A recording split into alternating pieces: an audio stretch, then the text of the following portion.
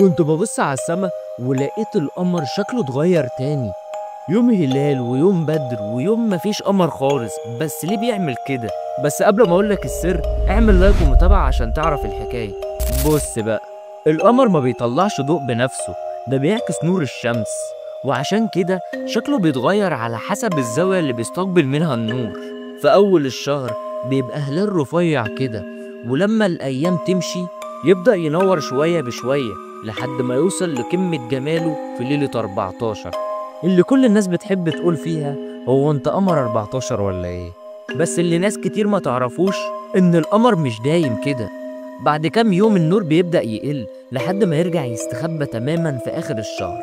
وربنا سبحانه وتعالى قال: والقمر قدرناه منازل حتى عاد كالعرجون القديم. فالمرة الجاية وانت شايف القمر قول من قلبك سبحان من قدر فهدى. وساعتها لو حد قالك انا قمر 14 ابتسم كده وقول له يعني خلاص قربت تغيب.